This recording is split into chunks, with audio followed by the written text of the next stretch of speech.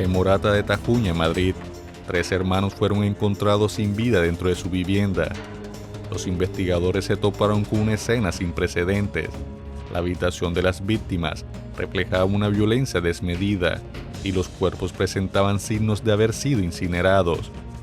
Rápidamente, las evidencias apuntaron a un hombre que había vivido con ellos, a quien los hermanos le debían una fuerte suma de dinero. Pero al investigar más a fondo, las autoridades descubrieron una realidad aún más compleja. Este hombre no era el único. Las víctimas le habían pedido dinero prestado a casi todo el pueblo, y el insólito motivo detrás de estas deudas te dejarán sin palabras. Te doy la cordial bienvenida a este caso, donde un falso amor y el peligro de las redes sociales desataron una tragedia familiar. Te invito a que te quedes a conocer todos los detalles en una emisión más en Origen Investigativo.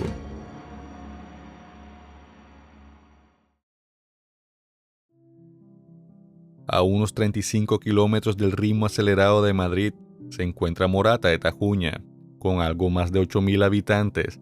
Es el clásico pueblo de calles estrechas, donde todo transcurre a un ritmo pausado y los vecinos se conocen de toda la vida, por lo que cualquier noticia, por pequeña que sea, llega rápido a oídos de todos. Allí vivían los hermanos Gutiérrez Ayuso, aunque eran originarios de Torre de Juan Abad en Ciudad Real. Llevaban años establecidos en Morata. El mayor de los 3 era José, de 78 años, mejor conocido como Pepe. Era un hombre tranquilo y callado, que padecía un deterioro cognitivo, y aunque podía realizar sus tareas básicas por sí solo, necesitaba el cuidado diario de sus 2 hermanas, Ángeles, de 75 años, quien trabajó toda su vida como maestra, y por último, la menor de la familia, Amelia, de 72 años, que había dedicado gran parte de su vida a trabajar en una tienda de antigüedades. La familia vivía en una espaciosa casa de 2 plantas con un gran jardín. Como ninguno de los 3 había casado ni tenido hijos, decidieron apoyarse mutuamente a lo largo de su vida.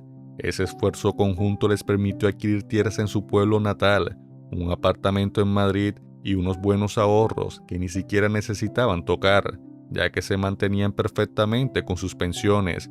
Disfrutaban de una vejez de ensueño, sin deudas, sin problemas financieros y sin dolores de cabeza. Sus días se basaban en dar paseos por las tardes, ir de compras y entablar una que otra conversación con los vecinos del pueblo. Dentro de casa, su mayor pasatiempo era entrar a Facebook, ver algunos tutoriales y novelas cortas. Publicaban una que otra tarjeta con frases motivacionales y aunque no eran de tomar muchas fotos, lo hacían de vez en cuando para la familia. Un día navegando tranquilamente por la plataforma, a Amelia le llegó una inesperada solicitud de amistad de un hombre de una edad similar a la de ella, que según su descripción era un oficial estadounidense de alto mando. Este hombre le envió un primer mensaje diciéndole que había visto su perfil y había quedado cautivado por su belleza. Al principio Amelia se mostró bastante escéptica, sin embargo con el paso de los días fueron conociéndose mejor. Edward, como se hacía llamar en su perfil, le pidió que trasladaran su conversación a WhatsApp, argumentando que se encontraba en una misión secreta en Afganistán y necesitaba privacidad. Lejos de asustarla, este aura de misterio despertó una profunda intriga en ella. Además de mostrarse como un hombre esbelto y bien parecido, Edward trajo a la vida de Amelia esa chispa de adrenalina que tanto le faltaba. Para terminar de disipar cualquier duda, el militar comenzó a enviarle fotos en uniforme y le hizo toda una narrativa de su excepcional carrera, logrando ganarse su confianza. A medida que la amistad avanzaba, Edward le comentó que tenía un amigo soltero al que le gustaría conocer a su hermana. A ella le pareció una buena idea, así que Amelia y Ángeles comenzaron un romance a distancia con estos supuestos oficiales. Pero la realidad era otra. Se trataban de estafadores que habían robado fotografías de militares y políticos estadounidenses para crear perfiles falsos. Se dedicaban a enviar cientos de mensajes a mujeres solas, en su mayoría de edad avanzada, para embaucarlas, haciéndoles creer que buscaban una relación formal. Una vez que la víctima caía en la trampa, terminaban robándoles todo el dinero posible, bajo la excusa de supuestos préstamos. Empezaron con lo típico, palabras bonitas desde por la mañana hasta que se acostaban, frases como mi reina, o eres lo más hermoso que mis ojos han visto, fueron endulzando la mente y la razón de las hermanas, quienes llevaban mucho tiempo viviendo solas. Todo esto se hizo por mensaje de texto, pues sus supuestos novios usaban un traductor bajo la excusa de que apenas estaban aprendiendo español. Las hermanas, ajenas a esta oscura realidad, continuaban con su vida normal. Con el paso de los días, estos supuestos militares empezaron a pedirles pequeñas sumas de dinero, utilizando cualquier excusa, como que estaban en una misión encubierta y se les dificultaba sacar efectivo en ese país. De esta forma iban probando el terreno poco a poco. Al ver que las hermanas estaban cayendo ciegamente en sus engaños, los delincuentes comenzaron a aumentar las cifras que les pedían. Al enterarse sus primos y conocidos de que las hermanas estaban enviando dinero a estos hombres, les advirtieron que podría tratarse de una estafa y que procuraran no enviarles nada, pero ellas se negaban a escuchar, defendían que esto era completamente distinto, convencidas de que sus pretendientes eran militares de alto rango y que muy pronto se conocerían en persona. Los sujetos tejieron una narrativa muy convincente para las hermanas, aseguraron ser dueños de una cadena hotelera que atravesaba dificultades financieras temporales. Les explicaron que pronto recibirían una herencia familiar de $7 millones, pero que debido a los complejos trámites y gastos legales, aún no podían acceder a ese dinero. Bajo esta premisa, les propusieron un acuerdo. Si las hermanas financiaban los gastos del proceso, ellos les devolverían la inversión con creces, una vez cobrada la fortuna.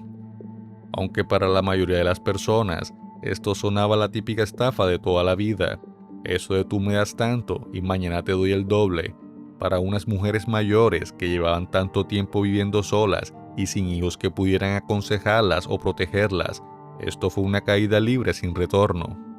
Ciegas por las palabras bonitas de estos hombres y por cómo las hacían sentir, las hermanas dejaron a un lado la razón, comenzaron a enviar altas cantidades de dinero que iban desde los 3.000 hasta los 5.000 euros mensuales, y para que el dinero siguiera entrando a sus cuentas, los estafadores se inventaban excusas cada vez más dramáticas.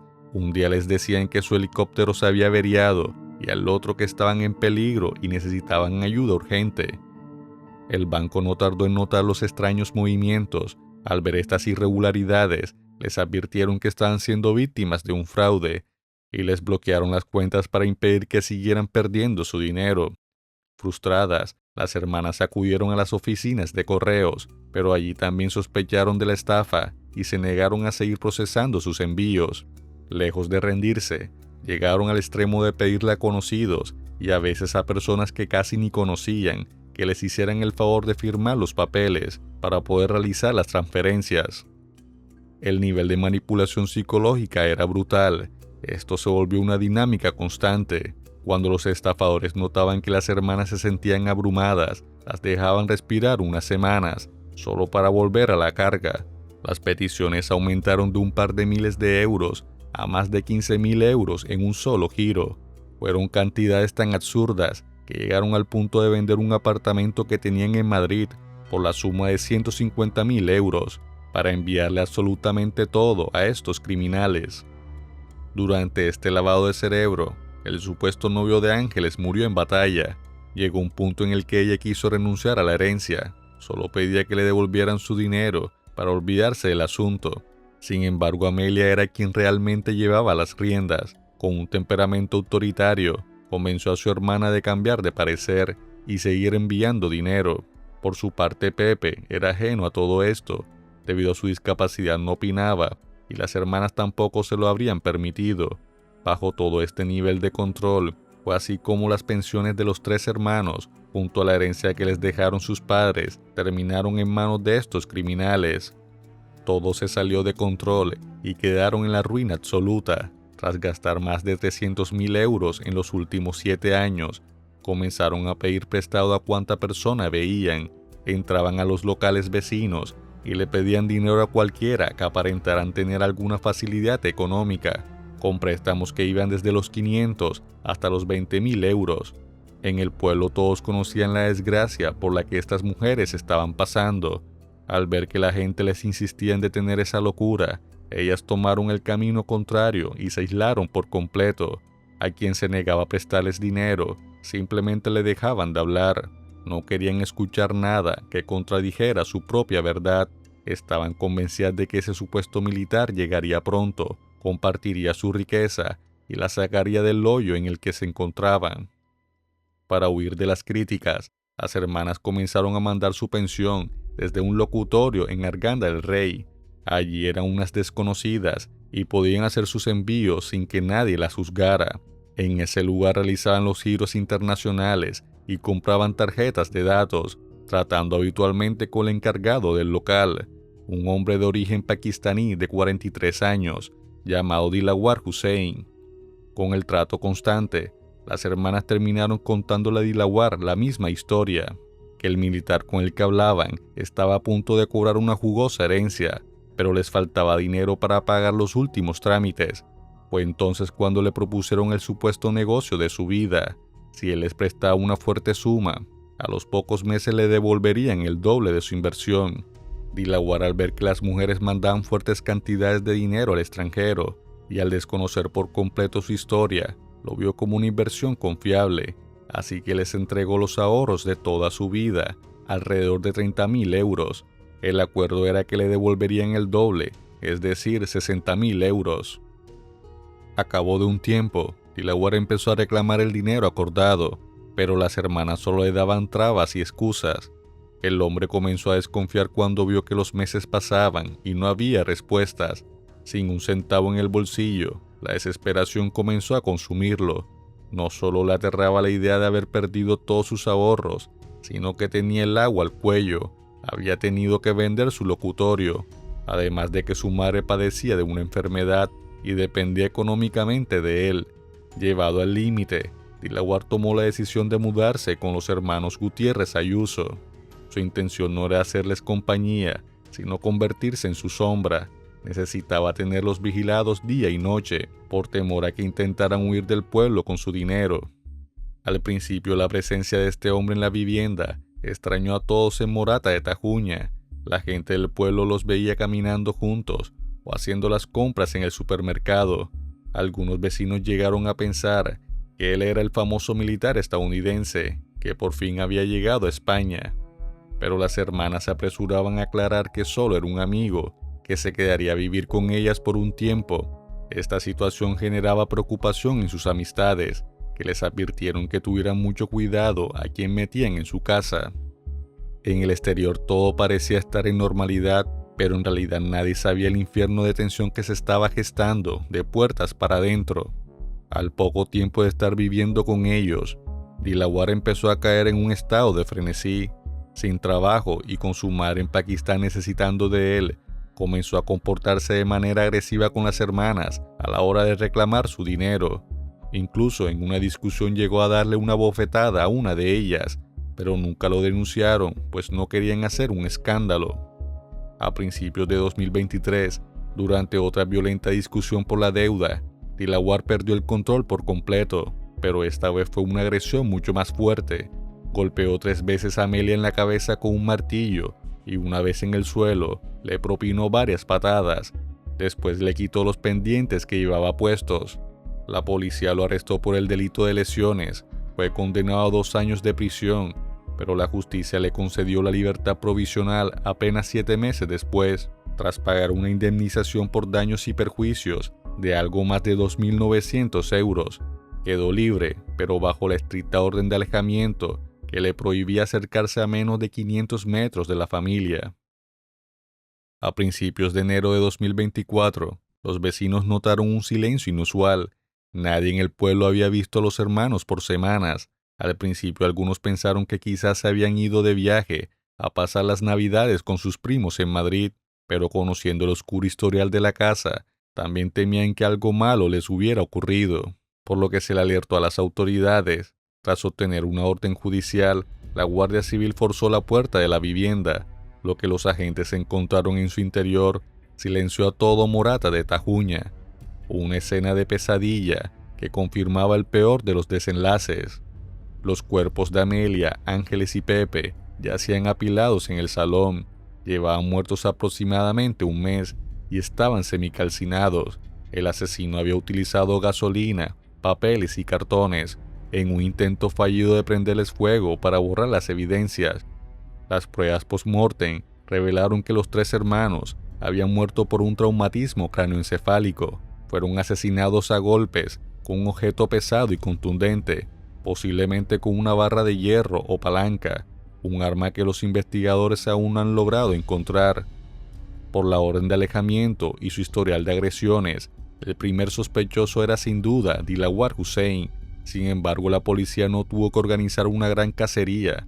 Apenas 2 días después del hallazgo, y cuando el caso ya acaparaba todos los medios de comunicación del país, el ciudadano pakistaní entró por su cuenta al cuartel de la Guardia Civil en Arganda del Rey y se entregó a las autoridades. Allí confesó ser el autor del triple crimen, justificando el hecho al decir que las hermanas le habían robado 60.000 euros, inventando una supuesta herencia para estafarlo, dejándolo en la calle y con la imposibilidad de enviar dinero a su madre enferma en Pakistán, quien terminó falleciendo. Hussein fue trasladado al centro penitenciario de Extremera, una prisión de máxima seguridad donde se alojan algunos de los criminales más peligrosos de España. Pero aunque el autor material del crimen ya estaba en prisión, surgía una gran pregunta: ¿dónde estaban los estafadores que ocasionaron este desastre? ¿Logró la policía en algún momento dar o siquiera acercarse a la ubicación de estos delincuentes? La cruda realidad es que aún no, y por lo visto puede que queden en absoluta impunidad, ya que rastrear a este tipo de ciberdelincuentes es un verdadero laberinto para las autoridades. Estas organizaciones operan desde países extranjeros, donde las leyes digitales son muy frágiles o inexistentes. Utilizan programas para ocultar su ubicación real y se valen de cuentas bancarias a nombre de terceros, conocidas como cuentas mula.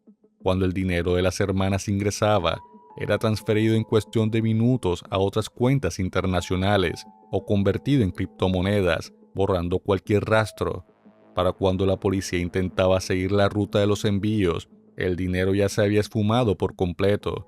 Es por eso que los verdaderos autores intelectuales de la ruina de esta familia siguen en total libertad, escondidos cobardemente detrás de una pantalla.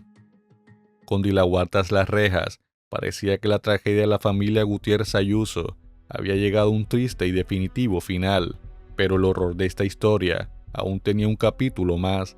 No había pasado ni un mes de su encierro cuando Dilawar protagonizó un segundo evento fatal. A las 2:30 de la madrugada del 15 de febrero de 2024, el hombre pulsó el interfono de su celda y llamó a los guardias notificándoles que acababa de asesinar a su compañero de cuarto, un preso de origen búlgaro llamado Ángel, que llevaba encarcelado desde 2012 por homicidio. Sus excusas fueron que el hombre lo había mirado desnudo de forma inadecuada y que ya no soportaba sus ronquidos. Dilawar esperó pacientemente a que su compañero se durmiera y lo atacó en la cabeza utilizando una mancuerna casera. Los exámenes forenses revelaron que la víctima no murió en la madrugada, como decía Dilawar, sino que había sido asesinado horas antes, poco después de que la puerta del bloque se cerrara por la noche. Esto significa que el asesino había convivido con el cadáver durante varias horas. Los informes psicológicos y psiquiátricos determinaron que Dilawar Hussein presentaba un trastorno de personalidad con rasgos paranoides. Durante el juicio, el asesino intentó justificarse diciendo que escuchaba voces y tenía visiones, pero los peritos médicos concluyeron que no sufría ninguna enfermedad que anulara sus capacidades. Era plenamente consciente de sus actos. Por el triple crimen de Morata de Tajuña, un jurado popular lo declaró culpable por unanimidad, destacando que actuó con extrema violencia. Tras este veredicto, la responsabilidad de fijar la pena quedó en manos del juez. La fiscalía exige que se le imponga 36 años de cárcel, mientras que los abogados defensores de Dilawar solicitaron una pena de 30 años. A su situación legal se le suma el asesinato a sangre fría de su compañero de celda. Por este segundo crimen, aún deberá enfrentar un nuevo juicio, que sellará definitivamente su destino. Todo este escenario asegura que pasará el resto de sus días aislado de la sociedad, tras una tragedia provocada por la avaricia, la manipulación y la locura. Por hoy llegamos al final de este caso. Como siempre, esto lo hacemos con mucho respeto hacia las víctimas y sus familiares. Gracias por quedarte hasta el final de esta transmisión. Si te gustó este video, agradecería que le dieras un me gusta y por supuesto, dejaras tu comentario que es muy valioso para nosotros. Si no estás suscrito, dale al botón de suscribirse para que no te pierdas de próximos videos.